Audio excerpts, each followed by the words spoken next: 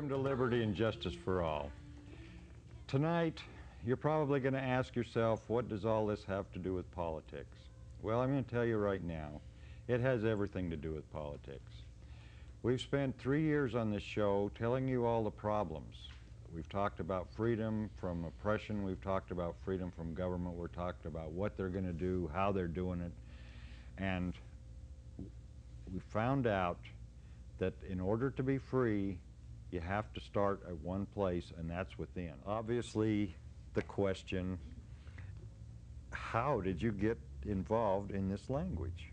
This is not like any other language. It's not one of your standards when you go down the college register. How did you get into this? Our parents had exposed us to aspects of the East Indian culture, including pujas and other ceremonies.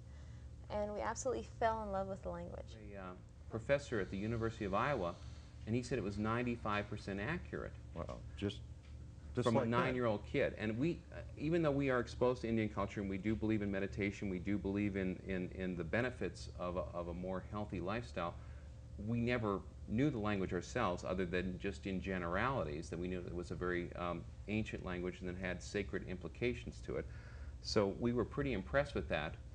And the next thing we knew is Andrea had started to insist that her little sister, who was like 6 or 7 at the time, Sarah, start learning this language. And lo and behold, her sister actually knew parts of the language faster than Andrea, which made Andrea a little bit mad. You know, I wanted to be the one to teach her. And she wanted to teach her, and instead her younger sister would like learn it overnight, and so she was kind of impressed with that. Will you sing for us?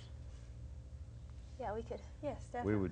We really want some more for these people, or at least I do. I don't care what they want out there on TV land.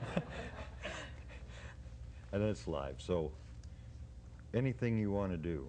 We'll go ahead and do a traditional chant from okay, India. Great, and then we're going to want to know what you did. Okay. After you do it. We'll tell you.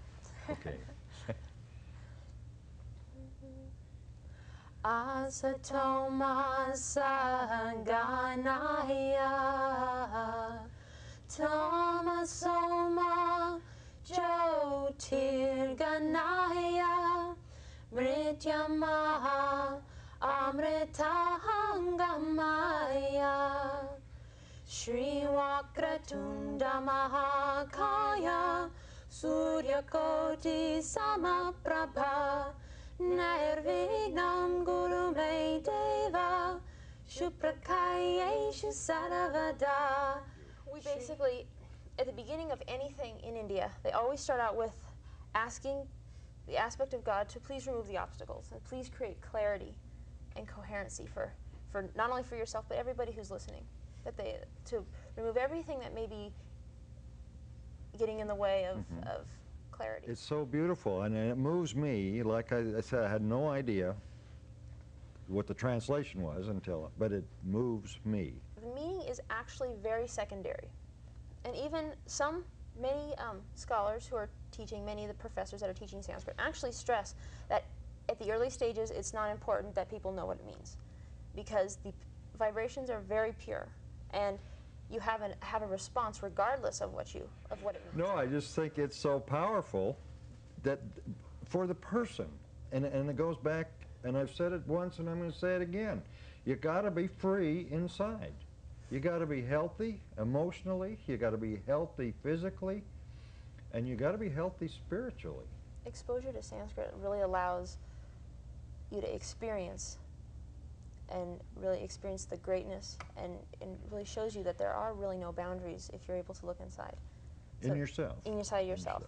So even if you're given all the freedoms, or even if you don't have any freedoms, you can experience incredible freedom that is much greater than any government can grant you. Right. Ayurveda it was originally taught in Sanskrit, and it is about a 5,000-year-old healing art. And it's a holistic art. It utilizes the whole body, mind, spirit, and it basically heals, it corrects the problems. Like, for instance, if you have a headache, to take 2 aspirin isn't really fixing the headache. It's just dulling the pain. And what Ayurveda goes in and goes, well, why are you having headaches? And what other problems are you also having as a result? And how are they linked The piece together? that they just did is old words with relatively new melody, but they also have something they could show you right now that's old versions of Sanskrit that is so profound, and they come from the early aspects of the Vedas, and they actually tie into the overall physiology of the mind and body association, and they're able to do that too, which is, as a father, it makes me very proud. But I mean, it's really profound. I mean, you can listen to it and you can hear what they can do, and if you would like them to, I'm sure they'd be happy to do it. You're on. Okay. Well, actually, let me. The piece we'd like to do is 5,000 years old, and this is actually what. And you're 21. And I'm 21. Right. And it's very rigorous. The melodies are not chosen. This is actually what we started chanting originally, was pieces from the Vedas. The Vedas are where the knowledge of meditation, yoga, Ayurveda, astrology, all that came out of these books. The basic fundamental knowledge of religion that is taught in any religion basically came from these books. And we chant from, and it's the training for this takes years and years and years. We've actually received some training in this study. The people who chant these are called pundits. I do know that. Like political pundits. Like political. That's where they got the term from. I know. Everything's come from this, isn't it? Everything does. Yeah, I can give you a list of words later on that all came from Sanskrit, and people are shocked. They're like, that's not a Sanskrit word. You got some good words to describe politicians. I would like a list of them. Well, words like, it's funny because people go, oh, yeah, I'm sure yoga is a Sanskrit word, but no, it's not yoga, and words like pundit, but words like shampoo. And the word three comes from Sanskrit. Or the word vomit. And the word vomit comes from Oh, well, that's good to know. And the word to stay, stand, or to be stale, which all kind of mean to just kind of sit. In Sanskrit, that all comes from the verb sta, to remain. So to remain, to just be. And it's really Stagnant. Stagnant, yeah. Yeah. A whole bunch of words that we have in English, and the morphology, if you trace the morphology back, you eventually get to Sanskrit. And how many languages you have to go through, whether you go English to, a Romantic language to Latin to Sanskrit, or you go to a Germanic language, or you go to, you can take all different routes, but eventually, there's most words you can trace back to Sanskrit. So maybe if we started a movement where we made one language, we just make Sanskrit the world language, and then everybody'd be smiling and governments would go away. Right? I mean, it's a thought. It's just something, I don't know. Anyway, I really would love to. No, it sounds good to me. That's a great idea. Pardon? That's a great idea. Okay, good. Vote one.